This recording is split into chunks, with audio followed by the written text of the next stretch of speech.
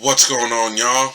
Halo Drummer here, yet again with another Rewind Rumble reaction video. This one is Cloud from Final Fantasy VII. It just says Final Fantasy, but he was only in 7. Versus Crono from Chrono Trigger. That's a very interesting matchup. I know all about Cloud. Final Fantasy VII is one of my favorite games of all time. Can't wait for the sequel to the Final Fantasy VII remake to come out sometime next year. Crono, I've played Chrono Trigger multiple times, but it's been years. It's been decades since I played that game. I know it's an awesome game. I know Chrono's got skills, that's for damn sure. But, excuse me. But from the little things I can remember about Crono, unless he does something with time, I don't see how he can beat Cloud in a fight. So I'm going to go with Cloud on this one. But let's see how they spin it, as I always say. Let's go. Remember that swordsman free-for-all? Remember how I do. predictable it was that Super Saiyan Rage Trunks from Dragon Ball Super was going to win? Well, the best way to Well, he didn't use his rage form in that fight, but yeah, I assumed Trunks would win, yes. And that's what we're going to answer today. Well, at least half answer today. The second place rank held 4 characters: Zero, Meta Knight, Cloud, and Crono. Thanks to Cartoon Fight Club, or no thanks to Cartoon Fight Club, we already know who wins between Zero and Meta Knight. So I thought it'd be a cool idea to have the second place award be broken down bracket style. This way we could break down each character in solo episode fashion instead of stifling everyone into one jam-packed free-for-all. We've already answered Zero versus Meta Knight, so to find out who gets to fight Zero, let's find out who wins this episode of Rewind Rumble.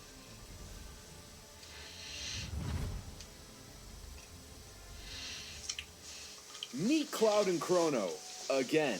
Crono was once a small-town boy from the city of Truce. He grew up roughly 1,000 years ago in the year 983 AD. Crono, of course, has a friend who loves to invent things, and guess what she invents? A time machine. I'm pretty sure you know where this is going. This time machine is referred to as a telepod. Their first test run teleported Crono harmlessly from one telepod to another. However, the second test run had a very different outcome. And by different, I mean it had the cliche time travel story outcome. Reacting to Crono's girlfriend's pendant, it opened a gate that sent her to the Middle Ages. And like every time travel story ever, Crono and his friends have to travel through time to save his love interest and stop the butterfly effect from destroying the future.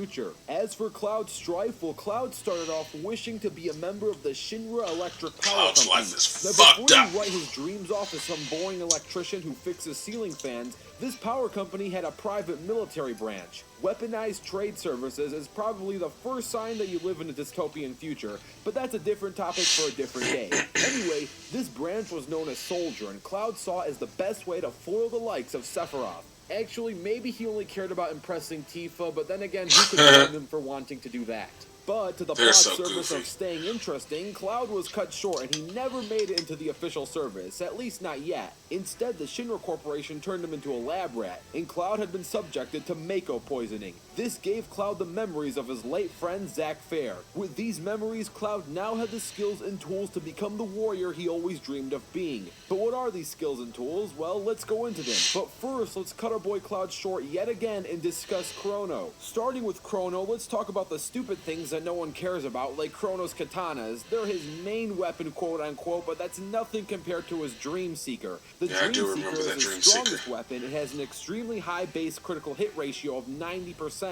He also has an assortment of equipment such as the Shiva Edge, Rainbow Sword, Haste Helm, Vigil Hat, Moon Armor. Oh yeah, they had that Rainbow Sword in Chrono Cross too. I don't care what these things do, but I'm going to tell you what they do anyway because I need to extend the length of this video to at least 10 minutes. So here we go. The Shiva Edge and Rainbow Sword are, you guessed it, swords. The Shiva Edge has an attack power of 170 and a 7% chance of critical blows, where the Rainbow Sword has an attack power of 220 with a 70% critical hit rate. The Haste Helm and Vigil Hat are war helmets, and they do exactly what you think they do. You put it on your head to protect yourself from headshots. The Green Dream is an auto raise, and the Moon Armor is armor, but it's not made out of moon rocks. It's just called the Moon Armor. And then there's the Silver Star, which is a special special stud that helps Crono reduce his magical consumption by 50%. Okay, we're done with that, back to Cloud. Cloud's primary weapon is the Buster Sword. This was Zack's old weapon that got passed down to Cloud after Cloud gained Zack's memories. Cloud also has an array of limit abilities, limits, limit breaks, or limit techniques. They're kind of all the same thing, their skill sets unique to each party member. Some of Cloud's limits include the Braver, Cross Slash, Blade Beam, Finishing Touch, Omni Slash, Meteor Rain, and Cherry Blossom Slash. A lot of these are definitely should have said Omni Slash last, because nothing compares to that shit. Cloud also has access to magic techniques like Break, Death, Haste, Slow, Toad, and Ultima. These allow Cloud to slow down time, speed up time, petrify opponents, transmuting targets into a common Toad, or with Ultimate he can unleash a burst of energy that deals massive non-elemental damage. So yeah, that's kinda cool, but Crono possesses a variety of techs, which include offensive and support techs. He can cast Rays on his allies to revive them, and for offensive techs, he can inflict both physical damage and magical damage, and his higher level magic techs hit all enemies no matter where they are. It's been a long time So I since spent the I've last seen few minutes Chrono upplaying these Cross. guys Chrono and Trigger, talking I'm about sorry. why they're so great and amazing, but I have to remind you that they're not perfect. I actually and still they do own have Chrono flaws. Cross, I As just for don't own a weaknesses, PS2 anymore. Crono lacks solo battle experience. Almost every fight he's ever fought, especially important boss battles, were team battles. Crono is also very weak to water and ice-based attacks. He's kinda like a fire Pokemon. And he's also weak to shadow attacks. Cloud isn't a perfect warrior either. He could be very, very stubborn in what types of attacks he should use and needs to be pushed to the limit before he uses his limit breaks. He's always trying to prove he's good enough and is always trying to impress others around him. His insecurity could easily be manipulated, like when Sephiroth toys with him and plays with his emotions during their battles. Yeah, Sephiroth's an asshole. I wonder if he's in any of these episodes, because Sephiroth is a beast. And now, it's time we set ourselves a circumstance. Actually, it's the same exact circumstance as the Swordsman free-for-all. The more important thing to know is, remember Smackaderp, right? That great guy who made tons of great animations like Sans vs. Mario, Shantae vs. Shovel Knight, and Mario vs. Rayman? Well, YouTube deleted his channel for no good reason. So please, to support our main sure they man had a reason. Smackaderp, go to his new You just channel, don't know Chef that Boy reason. Armani. I'm telling you this because he animated this episode, and he really needs your support as YouTube destroyed his old channel. Once you did that, it's time Again, I'm sure they had a to reason. Rewind Rumble. He just didn't tell you the whole story.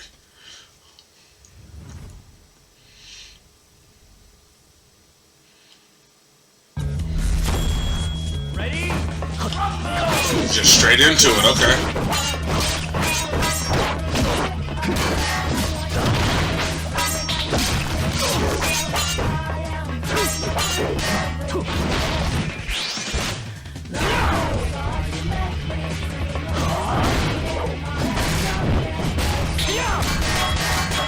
Yeah, that's definitely getting it in. I like that.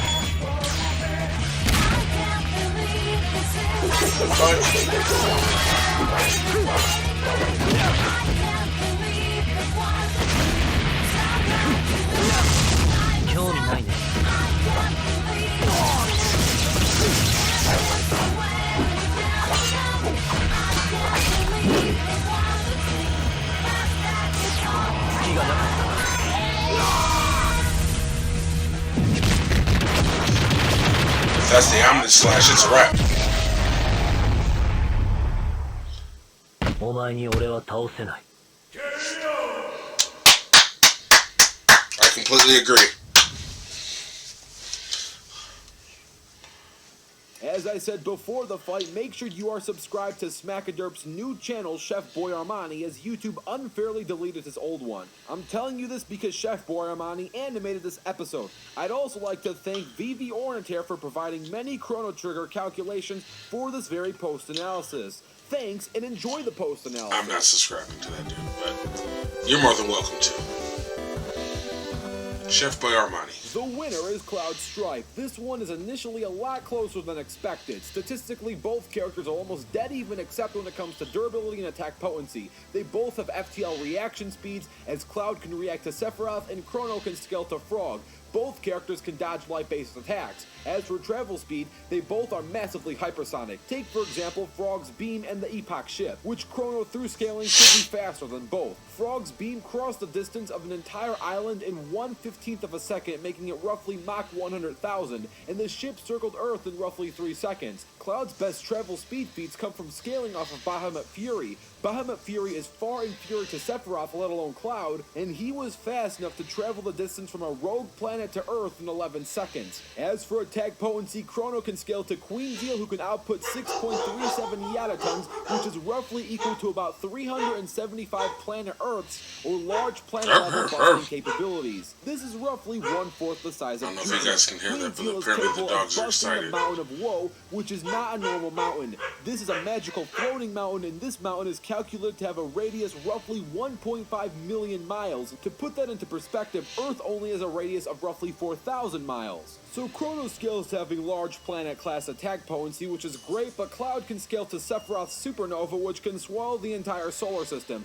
I could crunch the numbers for you, but you don't need numbers to understand that scaling to a solar system is far greater than scaling to one planet. Durability is essentially the same thing. You can argue that Crono can survive mages as black holes, but there are plenty of great arguments to suggest that these black holes aren't real solar system level black holes, because if they were, they would be swallowing their entire surroundings, and the planet itself easily been swollen and destroyed, and it wasn't. Skill and experience is arguably split. Crono has much more experience since he learned most of his abilities from scratch, while Cloud had most of his knowledge directly inserted into his brain. But actual skill would have to go to Cloud, since Zack was one trained mofo to learn the masters of preemptive surprise, backside, pincer, turn-based, and break attack formations. Well, I'm sure Cloud trained also, so... Crono fight a big bad boss but all by himself. don't quote me. Sure, Cloud loves his buddies and would prefer to fight for his friends. Wait, that's Ike, but at least we've seen Cloud go one-on-one, especially when he wants to or needs to. So overall, the best striking and durability feats for Crono rank large planet, while Cloud skyrockets all the way to solar system, making the winner of this Rumble, Cloud Strife. And if we go back to the bracket, go back to that CFC episode where Zero and Meta Knight fought,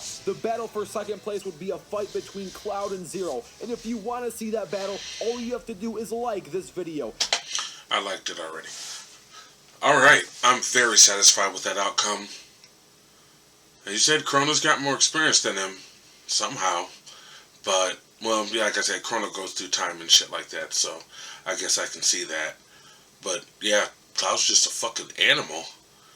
Especially when he takes it seriously. And like I said, as soon as I noticed that, yeah, he hit him with that Omni Slash, I knew it was a wrap after that. But like I said, it's been a long time since I played Chrono Trigger. A long-ass time. Wouldn't mind playing it again, but don't own it, nor do I have a copy of it. It is what it is. But I do own Final Fantasy VII. And the remake. But, alright. On to the next time when I have time. So until then, peace.